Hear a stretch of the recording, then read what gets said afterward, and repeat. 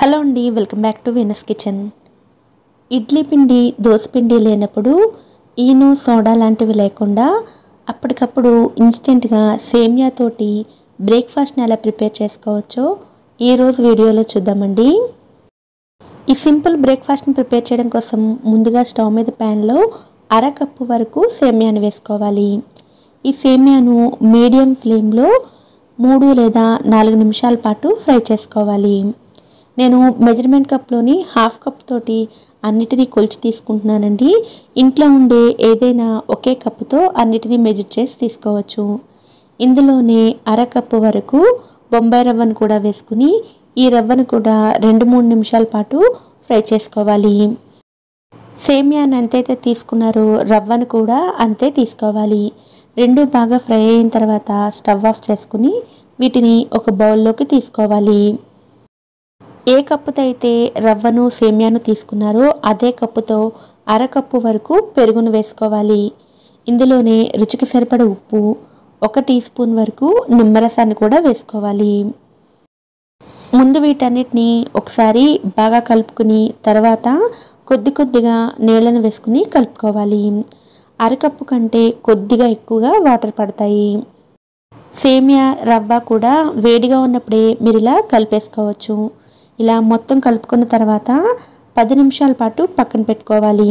10 నిమిషాల తర్వాత కన్సిస్టెన్సీ గట్టిగా అవుతుంది. అందుకోసం ముందుగానే ఈ కన్సిస్టెన్సీలోకి వచ్చేటట్లు కలుపుకుని మూత పెట్టుకుని ఒక 10 నిమిషాల పాటు పక్కన పెట్టుకోండి. 10 నిమిషాల తర్వాత చూడండి, కన్సిస్టెన్సీ ఇలా గట్టిగా అవుతుంది. ఇప్పుడు మొత్తం అంతా కూడా ఒకసారి బాగా కలుపుకుని ఇందులోకి వెజిటబుల్స్ని వేసుకోవాలి.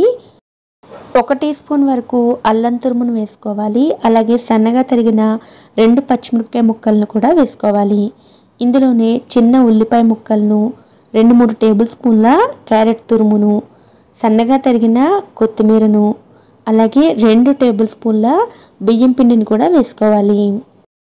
సేమియాకి రవ్వకి బైండింగ్ కోసం బియ్యం పిండిని ఖచ్చితంగా వేసుకోవాలి. మొత్తం అంతా బాగా కలుపుకున్న తర్వాత అవసరం అనిపిస్తేనే 1-2 స్పూన్ల వాటర్ని వేసుకుని ఇలా బాగా కలుపుకుని ఉంచుకోవాలి.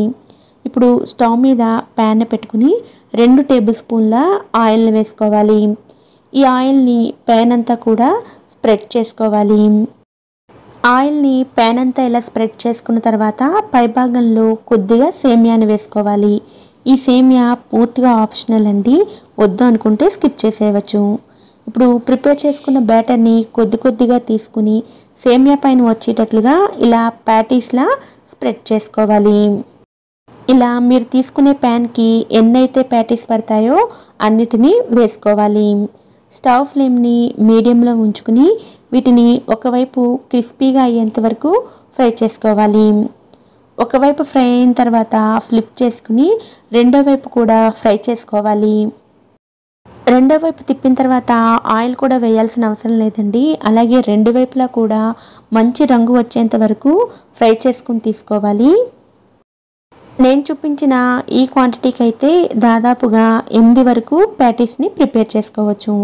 ఇలా రెండో వైపు కూడా ఫ్రై అయిన తర్వాత వీటిని బయటికి తీసుకోవాలి. ఇదే విధంగా మిగిలిన వాటిని కూడా ప్రిపేర్ చేసుకోవాలి. ఈ ప్యాటీస్ని ప్రిపేర్ చేసుకోవడానికి కూడా ఎక్కువ టైం పట్టదండి, చాలా త్వరగా వేగిపోతాయి. ఇలా ప్రిపేర్ చేసుకున్న ఈ ప్యాటీస్ని మీరు కెచప్తో సర్వ్ చేసుకోవచ్చు, లేదంటే ఏదైనా చట్నీతో సర్వ్ చేసుకున్నా కూడా చాలా రుచిగా ఉంటాయి. ఇడ్లీ, దోశపిండి రెడీగా లేనప్పుడు అప్పటికప్పుడు ఇన్స్టెంట్గా బ్రేక్ఫాస్ట్ చేయాలన్నా, ఈనో సోడా లేకుండా హెల్తీగా రెసిపీ చేయాలన్నా ఈ బ్రేక్ఫాస్ట్ని ప్రిఫర్ చేయొచ్చు. ఈ రెసిపీని మీరు కూడా తప్పకుండా ట్రై చేయండి. ఈ వీడియో కనుక మీకు నచ్చినట్లయితే వీడియోని లైక్ చేసి ఛానల్ని కూడా సబ్స్క్రైబ్ చేసుకోండి. నోటిఫికేషన్స్ మిస్ అవ్వకుండా ఉండడం కోసం పక్కనే ఉండే బెల్ ఐకాన్ని కూడా యాక్టివేట్ చేసుకోండి. Thanks for watching.